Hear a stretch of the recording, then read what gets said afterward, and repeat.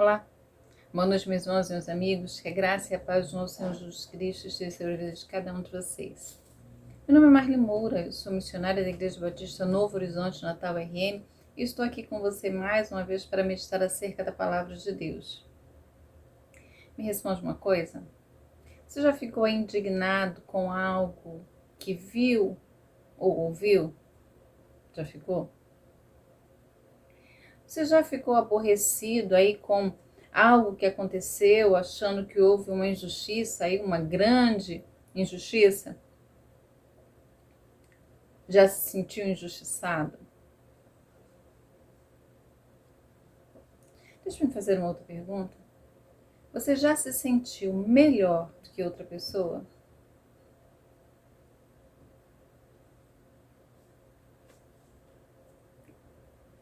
Eu creio, que você vai me responder aí que não.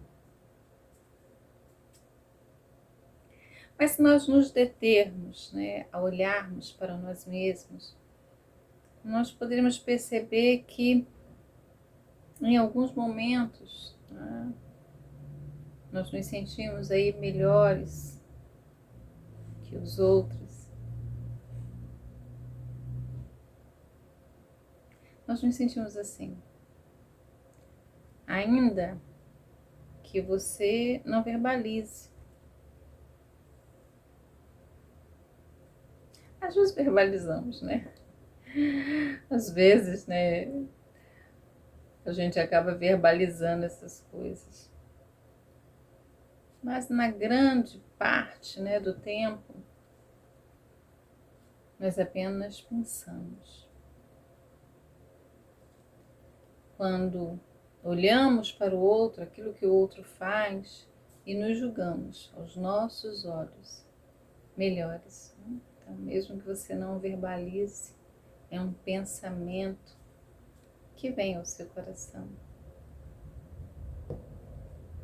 Eu quero falar nessa noite com você acerca aí da mensagem do profeta Abacuque. E aí eu gostaria que você acompanhasse comigo, a leitura do capítulo 2 de Abacuque. Olha só o que nos diz o profeta. Por-me-ei na minha torre de vigia, colocar-me-ei sobre a fortaleza e vigiarei, para ver o que Deus me dirá e que resposta eu terei à minha queixa. O Senhor me respondeu e disse: escreve a visão, grava-a sobre tábuas, para que a possa ler até quem passa correndo. Porque a visão ainda está para cumprir-se no tempo determinado, mas apressa para o fim, e não falhará. Se tardar, espera-o, porque certamente virá, não tardará. Eis o soberbo, a sua alma não é reta nele, mas o justo viverá pela sua fé. Assim como o vinho é enganoso, tão pouco permanece o arrogante, cuja ganância boca se escancara como a sepulcros, e é como a morte, que não se farta. Ele ajunta para si todas as nações e congrega todos os povos. Não levantarão, pois, estes contra ele um provérbio, um dito zombador? Dirão: ai daquele que acumula o que não é seu. Até quando? E daquele que a si mesmo se carrega de penhores. Não se levantarão de repente os teus credores? E não despertarão os que hão de abalar? Tu lhes servirás de despojo. Visto como despojaste a muitas nações, todos os mais povos te despojarão a ti, por causa do sangue dos homens e da violência contra a terra, contra a cidade, contra todos os seus moradores.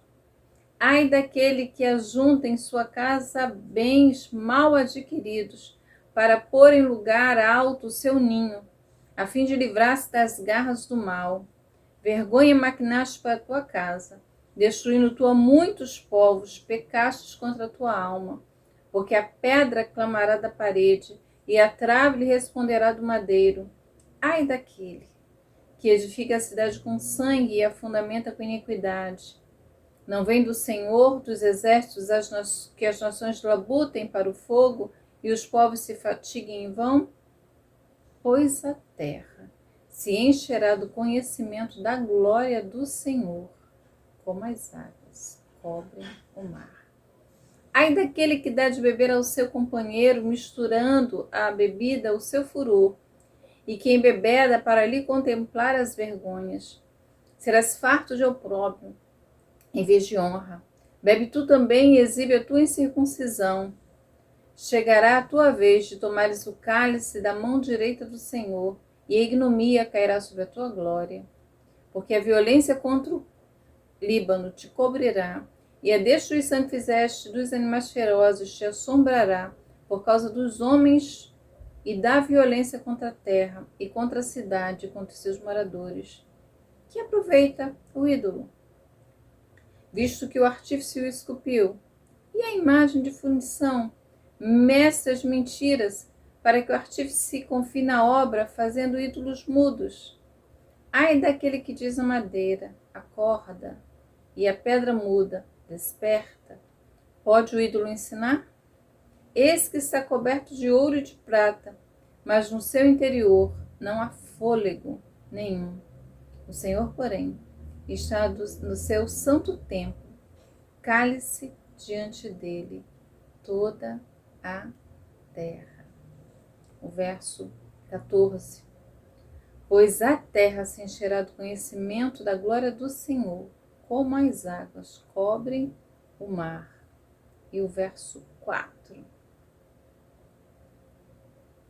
Eis o soberbo, a sua alma não é reta nele, mas o justo viverá pela sua fé. Eu moro na zona norte, né, de Natal. E quando eu preciso ir ao centro, em algum outro bairro, né, de uma outra zona da cidade, geralmente eu faço isso pela Ponte Nova, né, pela Ponte Newton Navarro. E é uma visão muito bonita, né, quando você sobe, quando você está assim no topo, né, da ponte, que você contempla o mar. Uma imensidão de águas. Eu imagino aí você voando, atravessando, né, um oceano, né, saindo de um continente para o outro. Ainda não fiz essa viagem, né? Permita o Senhor que eu faça um dia. Mas eu fico imaginando a visão de águas, só águas. As águas que cobrem.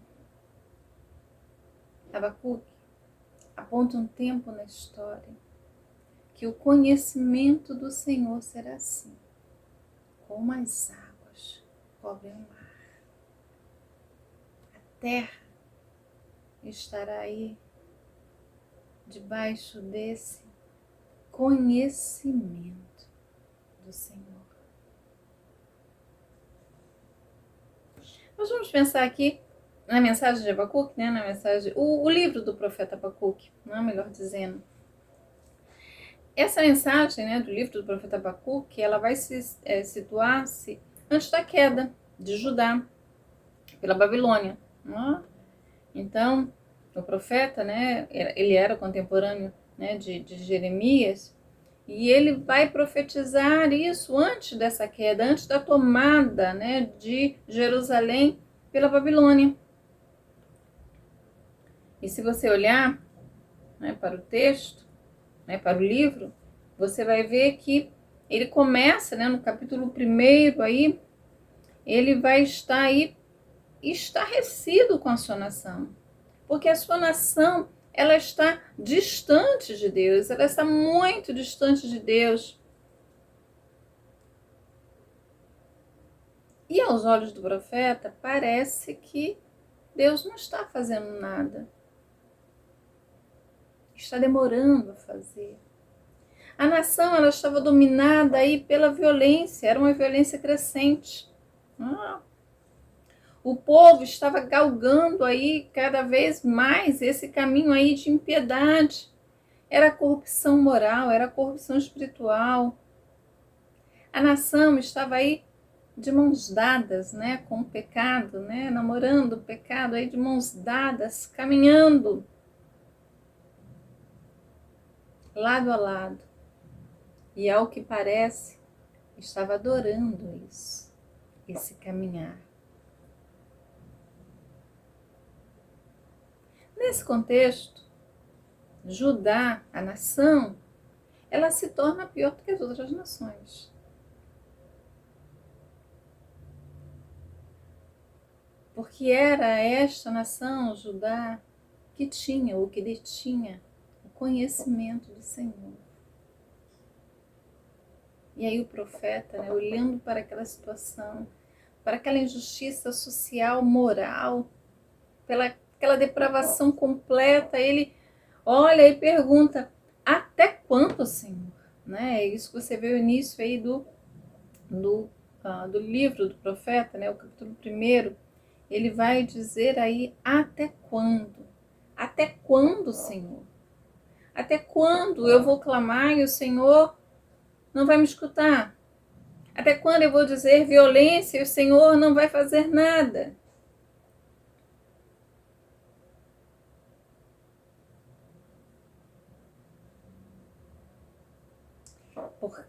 Por esta causa, a lei se afrouxa. A justiça nunca se manifesta, porque o perverso cerca o justo e a justiça é torcida.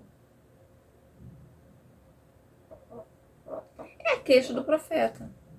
E aí, Deus responde, né? Ele faz essa queixa a Deus e Deus vai responder. No próprio capítulo 1, ele vai dizer: olha, não se preocupe não. Eu estou enviando uma nação, eles são pavorosos e terríveis. E eles vão trazer o meu julgamento sobre o Judá.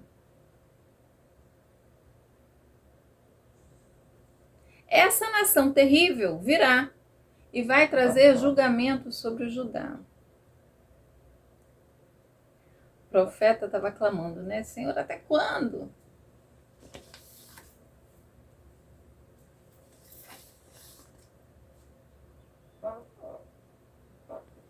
E Deus responde: trarei já, está bem aí às portas esse julgamento.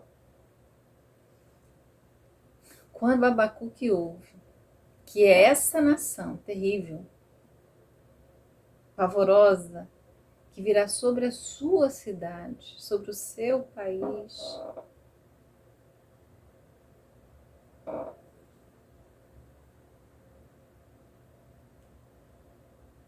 ele fica apavorado. E aí ele faz aí uma oração. Ele vai dizer aí para Deus, ele vai dizer: Senhor, mas vai ser assim? É dessa forma, é essa nação que virá? Senhor, como é que pode ser isso? Como é que pode ser isso? E o capítulo 2 é ele aguardando uma resposta de Deus, a queixa que ele faz no capítulo anterior. Ele começa o capítulo 2 dizendo: pôr-me-ei na minha torre de vigia, colocar-me-ei sobre a fortaleza e vigiarei, para ver o que Deus me dirá e que resposta trará a minha queixa. Então, a gente vai ter aí esse capítulo 2, Abacuque aguardando uma resposta de Deus. Deus responde no capítulo 2.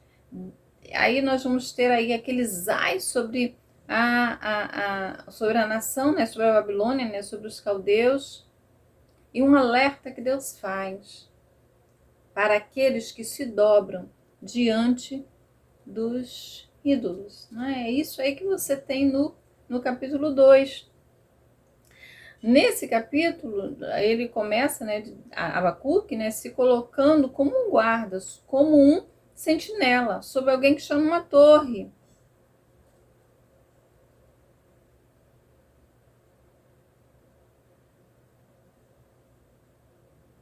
Ele queria ter uma resposta de Deus. E quando ele pede a resposta de Deus, ele se coloca naquela posição de quem está aguardando a resposta de Deus. Deixa a gente continuar, deixa eu só dizer isso a você. se você tem pedido a Deus uma resposta, não saia da torre até que o Senhor lhe responde. E Abacuque tem a resposta. Você vai ver no verso 2 que o Senhor vai responder e vai dizer, olha, escreve isso aí que eu estou dizendo sobre tábuas, de uma maneira que as pessoas consigam ler, mesmo quando elas passem correndo, ou talvez aqui, né, um trocadilho, né, para que possa correr até aquele que lê. Eram uns tijolos aí de argila, né, finos como tábuas, eram utilizadas lá na Babilônia. E aí Deus vai falar aí o tempo que vai acontecer isso, não é? Ele vai dizer aí que a profecia, ela iria se cumprir. Ele vai aí conceder, ele vai dizer que essa visão, né, que foi dada a Abacuque, né, tanto aquela que ele vai ver lá no capítulo 1, quanto a que passa agora, ela vai se cumprir. Havia uma profecia que teria um cumprimento iminente e a outra que estaria acontecendo um pouco depois, mas certamente aconteceria. Certamente o que precisava, o que era necessário fazer era tão somente esperar no tempo estabelecido por Deus. Isso é uma coisa importante você ter em mente. As coisas acontecem no tempo em que Deus tem estabelecido, não no tempo que você marca no calendário para que Deus cumpra.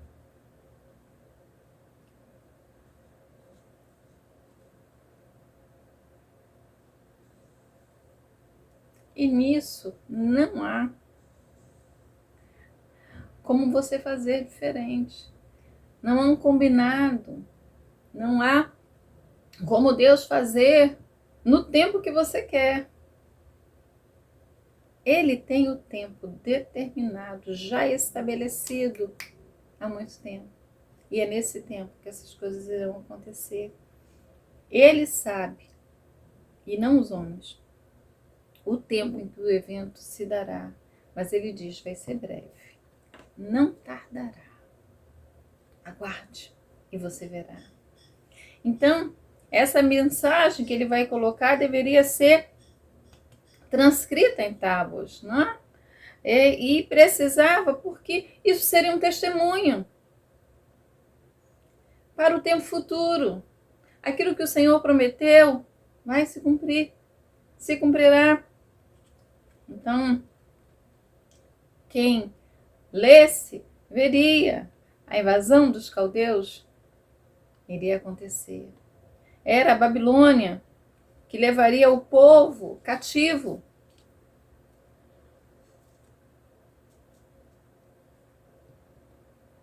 Mas da mesma forma como Deus falou para o profeta que a nação estaria indo cativa, Deus também responde ao profeta dizendo, olha, a nação ímpia, ela também vai perecer. A nação ímpia também vai perecer. Tanto a nação do Senhor, que se desviou de Deus, quanto aquela nação que não se voltaria para Deus, Deus sabe que também chegará o fim. Então, diante dessa visão,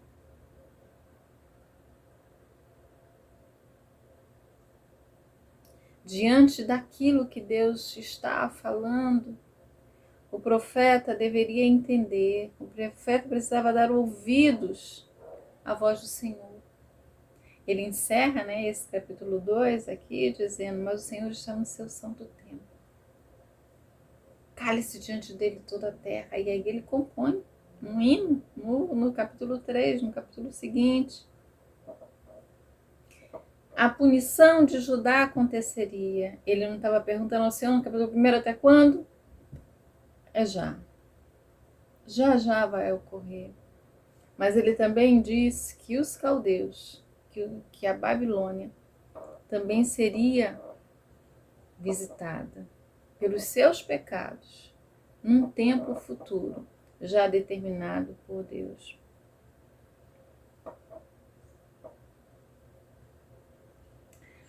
No capítulo 1, ele faz uma queixa.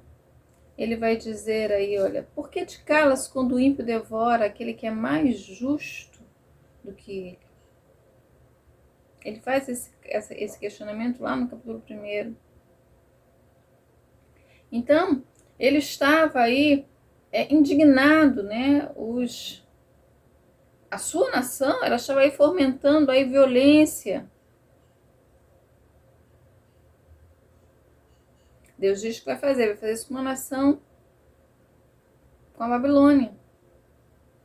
E quando ele vê isso, né, que Deus estaria usando a Babilônia para castigar Israel, ele não consegue entender como é que uma nação ímpia vai castigar o seu povo, o povo de Deus.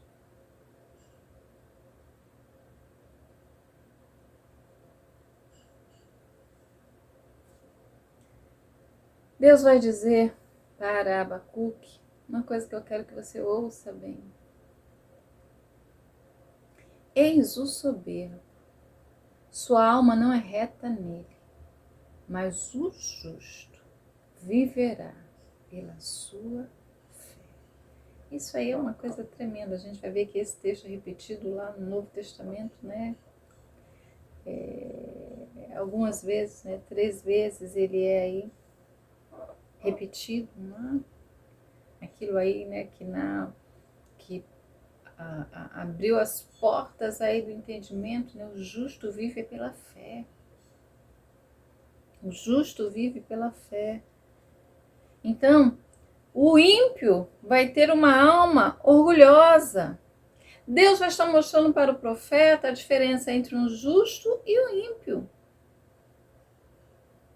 E qual é a diferença?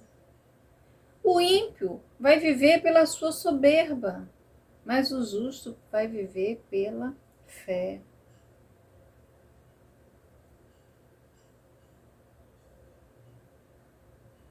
Abacuque estava vendo, ele estava entendendo, aí fazendo uma diferença aí de justo e ímpio, pensando na questão da violência, da iniquidade, da contenda, do litígio, da transgressão da lei.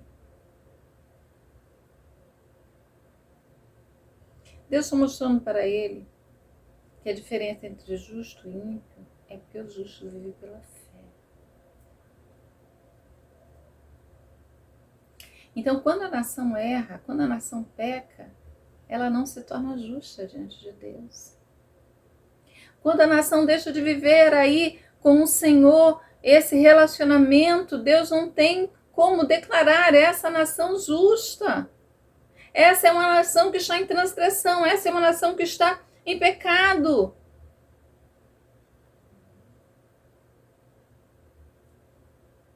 O povo estava rebelde contra Deus. O povo estava aí quebrando aliança. O povo estava deixando de andar conforme Deus havia determinado. Então, sim, viria castigo, viria um juízo sobre ele.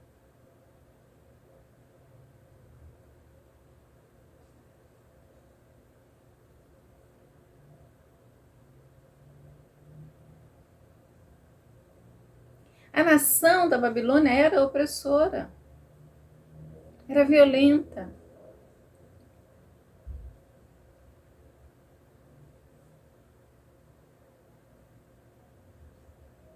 Mas Judá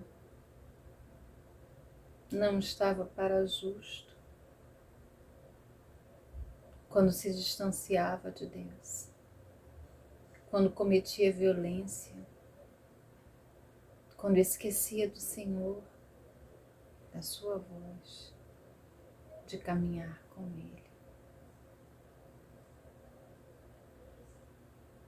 Essa profecia aqui, ela é extremamente importante. Como eu disse, ela é citada 3 vezes lá no Novo Testamento. Romanos 1,17, Gálatas 3, Hebreus, você vai ver a citação dele. Porque o justo vive pela fé. E fé no quê? Fé em Deus, na sua palavra, dando ouvidos à sua voz. Você tem dado ouvido aqui. Você tem vivido como? Você vai perceber no texto, né, que existem os ais, que são os ais contra a Babilônia. Aquela nação opressora, ela cairia. Aquela nação que construiu o seu império, né, através da violência contra outras pessoas, cairia.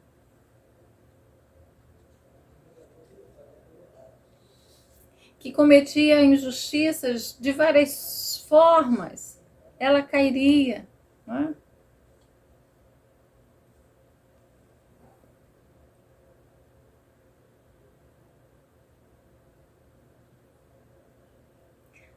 A pedra, clamaria, que pedra é essa? Aquelas nações que foram vencidas, que foram levadas cativas, elas veriam esse dia. Elas veriam esse dia em que a Babilônia cairia. Né? Você vai ver que isso ocorre, né?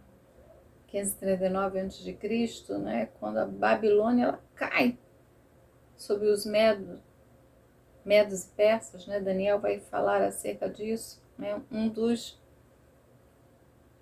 judeus que foram levados cativos, né? Ele presenciou quando a Babilônia cai. Mas o texto vai dizer ainda de um tempo futuro, quando a terra se encheria da glória de Deus, como as águas cobrem o mar.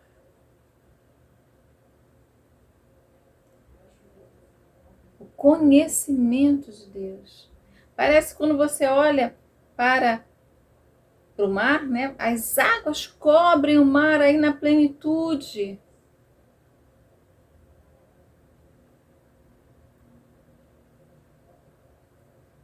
Haverá um dia na história em que Deus será conhecido e o homem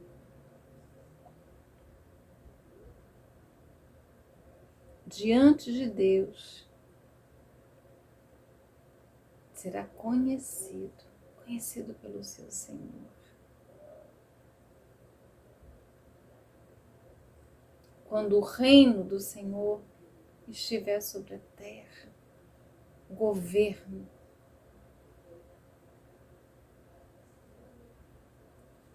que não terá fim. Haverá esse dia na história, quando Deus e o seu povo estarão reunidos, desfrutando aí de comunhão. E aí ele vai fazer um alerta para que ninguém se dobrasse diante dos ídolos, que era coisa vã.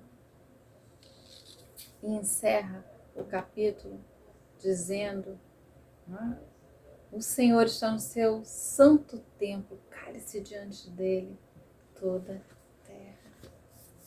O que eu gostaria que você olhasse para esse texto, né, e pensasse aí com você. Se você olhou para o texto, se você fez aí a leitura dele, né, se você já leu aí o livro do profeta Abacuque, você vai perceber, né, que houve aí uma conversa franca com Deus. Mas mais do que uma conversa franca, houve também por parte aí do profeta a disposição de ouvir, de estar atento ao falar de Deus. E como isso ocorreu, o resultado disso é o hino que você vê lá no capítulo 3. O profeta, ele aprende de Deus, ele aprende com Deus. Ele vai crescer aí nesse conhecimento e deixou a sua vida ser trabalhada pela perspectiva de Deus. Isso é crescimento. Ele aprendeu aí que pecado nunca ficará impune, independente de quem o cometeu. Ele aprendeu aí que o justo, aos olhos de Deus, não é aquele que nasceu num determinado lugar, nessa ou naquela nação. Ele vai aprender aí que justo é aquele que Deus declara justo. Deixa-me dizer isso para você. Não é você que faz isso. Isso provém de Deus. Ele declara justo aqueles que foram justificados.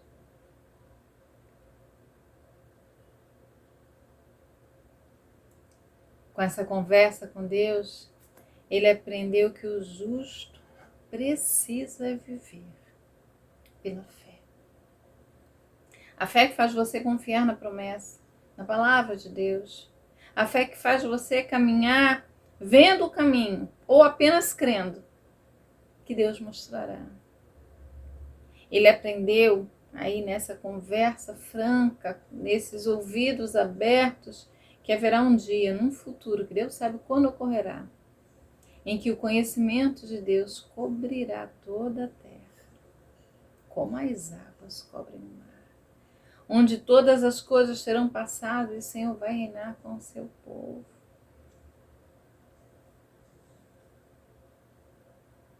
Olha aí onde você está. Peça a Deus para que encha você com o conhecimento dele. Quero encerrar aqui essa mensagem, com uma canção diante do trono que diz: existe um rio, Senhor, que flui do teu grande amor. Águas que correm do trono de Deus, águas que curam, que limpam. Por onde o rio passar, tudo vai transformar, pois leva a vida do próprio Deus, e este rio está neste lugar. Quero beber do teu rio, Senhor, sacia minha sede, lava o meu interior. Eu quero fluir em tuas águas. Eu quero beber da tua fonte, fonte de águas vivas. Tu és a fonte, Senhor. Deixe ser trabalhado por esse conhecimento de Deus. E que esse conhecimento flua de você. Nós não somos melhores que ninguém. O melhor é o Senhor, que morreu por mim. Ele é tudo. Que o Senhor ajude você a viver pela fé e a desejar ardentemente o conhecimento e o crescimento com o Senhor. Que encha você, que flua através de você e que você permaneça firme, aguardando a promessa que o Senhor fez e cumprirá. Estaremos com Ele um dia, para todo sempre. Deus abençoe sua vida, um grande abraço e até a próxima.